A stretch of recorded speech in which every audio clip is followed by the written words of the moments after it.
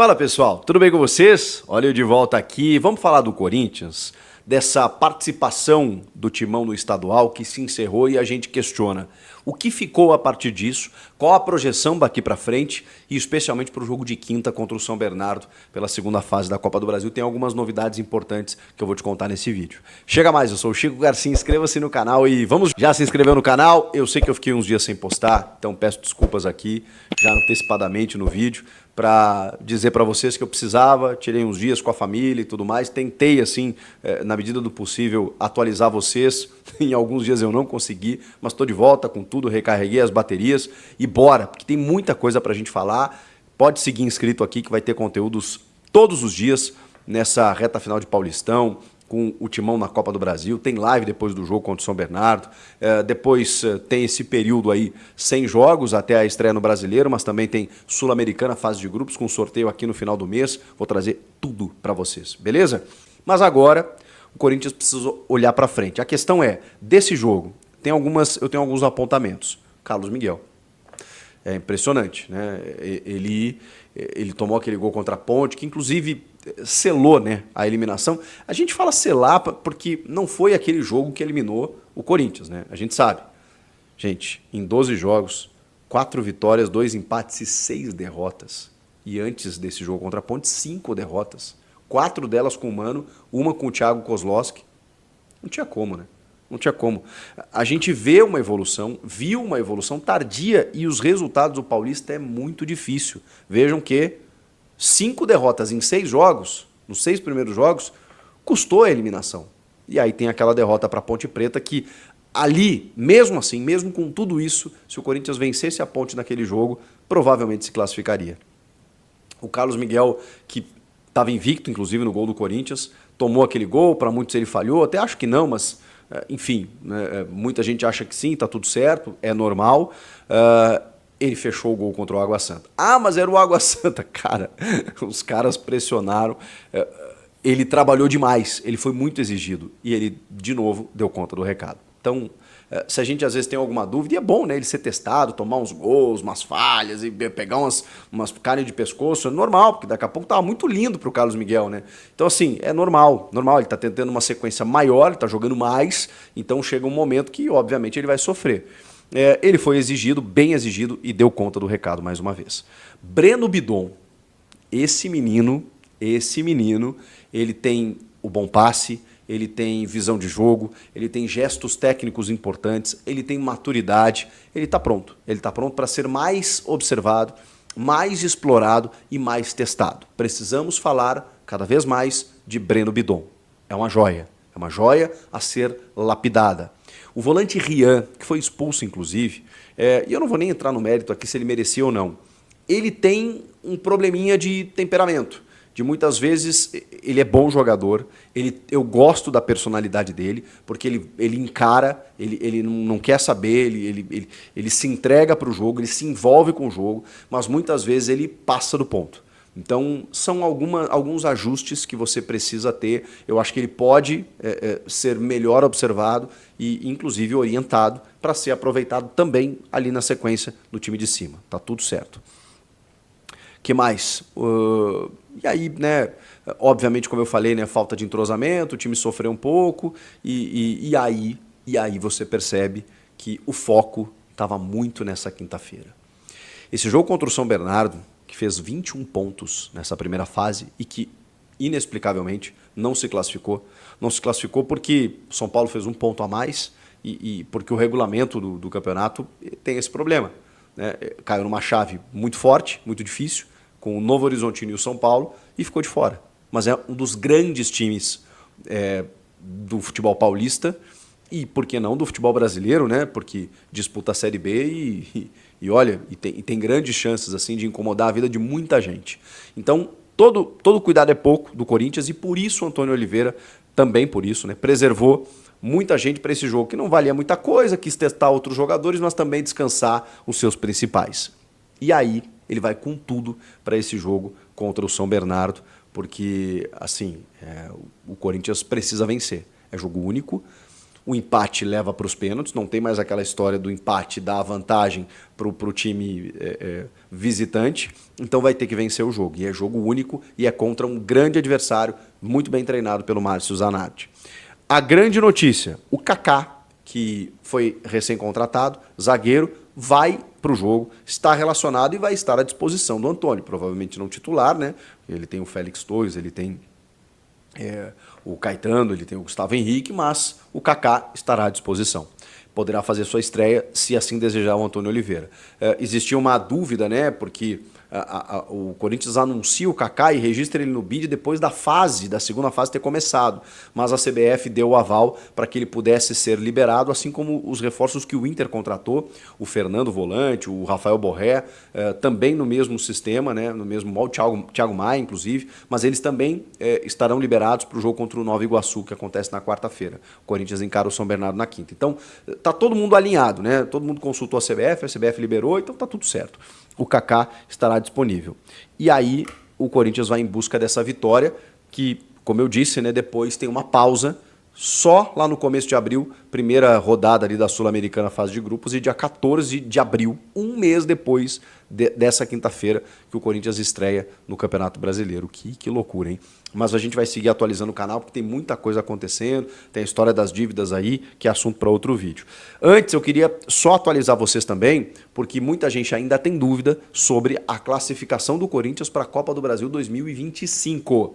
Ela ainda não existe, porque via campeonatos estaduais, que é o novo ranking determinado pela CBF, o novo regulamento para classificar os times para a Copa do Brasil, a Federação Paulista tem direito a 6 vagas, e aí, se o Corinthians disputar a Copa Paulista, que é essa competição do segundo semestre para privilegiar equipes do interior, como o Corinthians já fez com a sua equipe sub-23, é uma chance do Corinthians vencendo a Copa Paulista garantir essa vaga. Não é a tendência. Então, o Corinthians precisa fazer 3 coisas, na verdade 2, né? Precisa ganhar um título de expressão, ou a Sul-Americana ou a Copa do Brasil, e aí ele garante a vaga automaticamente na Copa do Brasil de 2025, ou se classificar para a Libertadores via Campeonato Brasileiro. São 6 vagas. Claro que o G6 muitas vezes vira G8, porque às vezes uma equipe que é campeã da Libertadores, ou da Copa do Brasil, ou da Sul-Americana, figura entre os 6 primeiros, e aí ele abre mais vagas. Então pode ser, dependendo do contexto ali do Brasileirão, que uma 8ª colocação renda ao Corinthians essa vaga na Libertadores e, consequentemente, na Copa do Brasil 2025. Mas, teoricamente, são para os 6 primeiros colocados. Então, ou ganhar a Copa do Brasil, ou ganhar a Sul-Americana, porque aí dá a vaga para a Libertadores, ou ganhar uma das 6 primeiras posições do Campeonato Brasileiro. Não vai ser fácil, mas é só dessa maneira que o Corinthians disputará a Copa do Brasil 2025. Ou acontecerá como o Santos, que acabou rebaixado no Brasileiro, não performou no estadual para garantir a sua vaga, não conquistou nenhuma vaga de outra maneira e ficou fora da Copa do Brasil nessa temporada. Bom, vamos começar com a notícia boa para o torcedor corintiano. A CBF dá o aval para o Corinthians. Corinthians recebeu uma resposta oficial da CBF que deu o aval para o time usar o Kaká no meio de semana pela Copa do Brasil. Vai poder escalar o Kaká já na quinta-feira, já que no regulamento entende-se que a primeira partida do clube na fase, como primeira partida na fase, entende-se que há na verdade, uma dupla interpretação no regulamento. A primeira partida do clube na fase como primeira partida da fase. A interpretação do regulamento causou dúvidas em relação ao uso de novos reforços para a etapa do torneio. O clube procurou esclarecer se jogadores recém-contratados podem ser utilizados a partir do jogo da equipe na fase ou desde o início da etapa. Mas o Kaká está liberado. A segunda fase da Copa do Brasil começou na semana passada com a vitória do Atlético Goianiense por 3-1 sobre o Real Brasília. Um dia antes do Kaká ser registrado no boletim informativo diário da CBF. O trecho do regulamento sobre reforços que gerou dúvidas diz: a contratação de novo atleta pelo clube, seja como profissional ou não profissional, habilita a sua atuação pelo clube na Copa do Brasil a partir do dia seguinte à data de publicação do seu nome no BID. desde que antes do início de cada fase da competição, ou seja, caso já disputada uma partida da fase, somente terá condições de jogo para a fase seguinte se o clube obtiver classificação e cumpridos os demais requisitos do regulamento, incluindo a sua inscrição na competição pelo clube dentro do prazo definido no artigo 5º. Essa é a última fase com partidas únicas no torneio nacional. A partir da terceira etapa, os confrontos são em ida e volta. Então, o Corinthians se respaldou também na posição do Internacional. O Internacional possui interpretação parecida, de que novos reforços podem ser utilizados já nesta fase, já que acabaram registrados antes da partida do clube nesta fase da Copa do Brasil. O clube gaúcho recebeu o aval da CBF para contar com o Thiago Maia e o Rafael Borré no duelo contra o Nova Iguaçu na quarta-feira. Então, o Internacional vai poder utilizar o Borré e também o Thiago Maia na próxima quarta-feira, e o Corinthians vai poder utilizar o Kaká na próxima quinta-feira. De qualquer maneira, o Kaká vem para ser o reserva do Félix Torres e também do Gustavo Henrique. Nesse momento, os dois jogadores são titulares absolutos do time do Corinthians, mas o Kaká tem tudo para ser o reserva de imediato no time do Corinthians. Assim que um dos jogadores não puderem atuar, o Kaká deve ganhar a posição nesta equipe corintiana. Bom, começando então com a boa notícia, né? Corinthians poderá ter reforço do Kaká na quinta-feira contra o São Bernardo. Só lembrando, hein, gente, do Corinthians contra o São Bernardo é mata-mata. O jogo será disputado no estádio 1º de maio, em São Bernardo do Campo. Em caso de empate, o jogo vai para a decisão por pênaltis. Em caso de empate, decisão por pênaltis. E não tem vantagem do Corinthians, portanto. O Corinthians tem que vencer o jogo no tempo normal para se classificar automaticamente, sem depender da decisão por pênaltis. Bom, esta é a primeira notícia, a notícia boa para o torcedor corintiano. Outra notícia boa é que o Corinthians está finalizando a renovação de contrato do meio-campista Bidon, né? Do Bidon, o Bidon que jogou ontem contra o Água Santa, foi muito bem, por sinal, entrou no segundo tempo, mostrou categoria, mostrou qualidade, e o Bidon está renovando o contrato com o Corinthians. O Corinthians está tratando de renovar o contrato com o jogador. O jogador tem contrato com o Corinthians até 2025, mas se ele tem contrato com o Corinthians até 2025, por que a preocupação em renovar o contrato? Porque o Corinthians quer renovar para aumentar o preço da multa, o valor da multa. Provavelmente o Corinthians deve renovar o contrato até 2027, né? Até 2027 é o que o Corinthians tem feito com os jogadores das categorias de base, renovando o contrato até 2027, subindo o preço da multa para 100 milhões de euros para o exterior.